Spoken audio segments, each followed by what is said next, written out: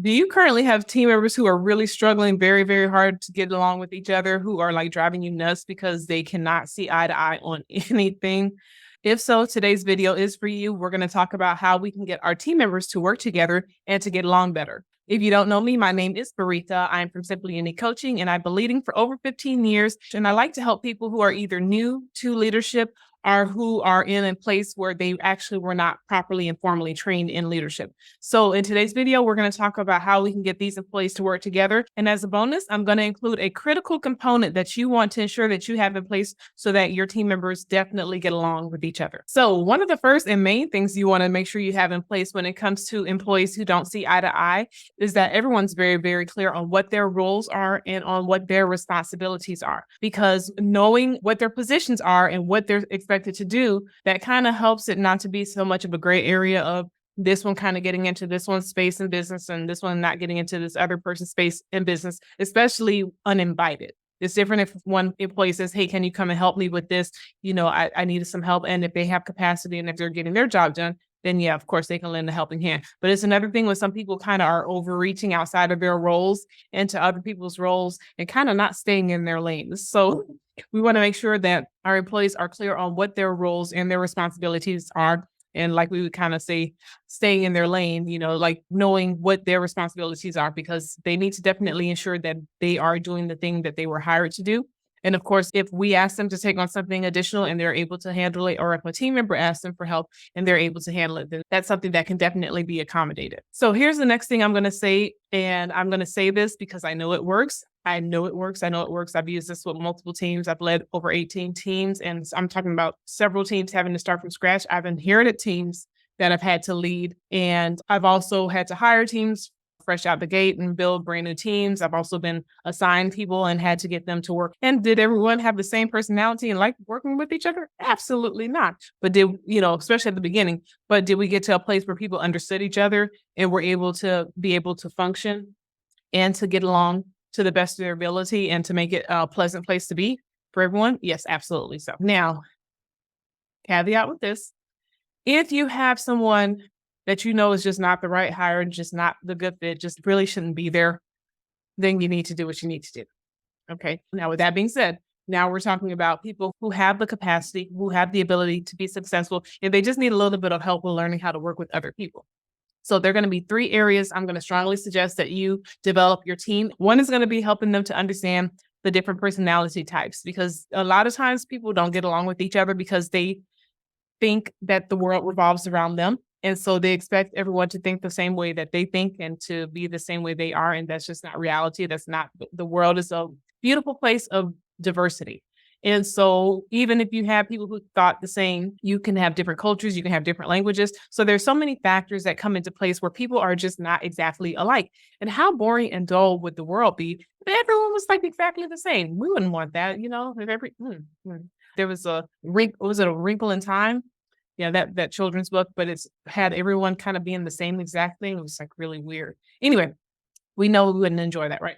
All right. So I would strongly suggest that your team develops in understanding the different personality types, and you teach your team about different personality types, and you learn about the different personality types. And also I want you to make sure that your team is aware of the different types of communication styles. There's so many different types of communication styles out there. There's so many different ways that people express themselves. And as your team learns more about these communication styles and personality types, it's going to help them to understand that, oh, everyone really is not like me. So in some cases, I actually need to kind of step out of my comfort zone to meet someone where they're at so that we can actually be functional and communicate and get along well. Also, I would strongly suggest that you teach your team and develop your team in conflict resolution. I'm telling you, these 3 topics, if you get your teams well-versed in these areas, and if you had a team of people who are willing to learn, because this helps them out at work, but this also kind of helps them out in their personal life, because sometimes when we kind of get in this silo of thinking, everyone thinks like me, everyone communicates the way that I do, everyone solves conflict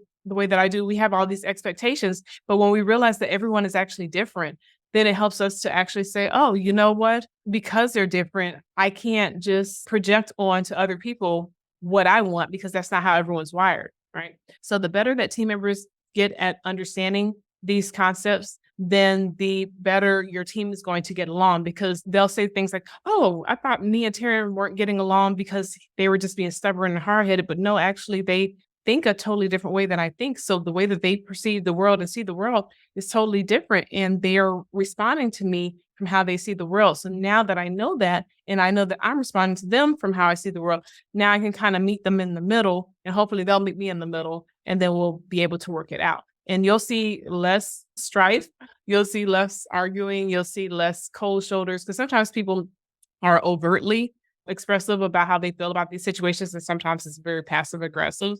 And so you might have the snarky remarks, or people talking behind each other backs, or sarcasm. You might see sarcasm as well. So now I want to hear from you. Let me know what you would also include on this list. What else should be included on this list on how we can help our team members get along with each other? And then also, so here's the bonus content. What is it that we definitely need to have in place in order to get our employees to work together?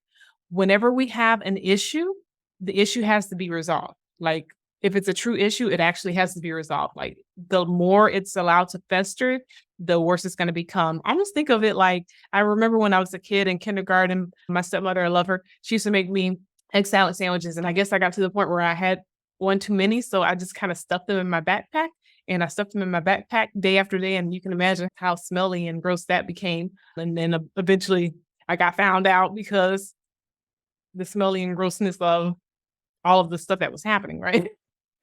In my backpack or in my cubby or whatever it was as a kid. So just imagine like that when it comes to your team. When you allow things to just get stuffed and stuffed and stuffed, and then they just are not resolved, they just start to decay and crumble and reek and just, ugh, it becomes gross, right? So we have to get down to the root issue of anything that's going on, any true, genuine problems that our team members are having, things that they're not able to resolve on their own. We may have to intervene to help mediate that situation, so we can get them to the point where they can both at least see eye to eye, and they can get to the point where they can agree to disagree professionally and then continue to work together. Not saying everyone has to be the same, because we don't have to be the same. We don't have to think the same. However, we do need to get to the point where we are understanding. Okay.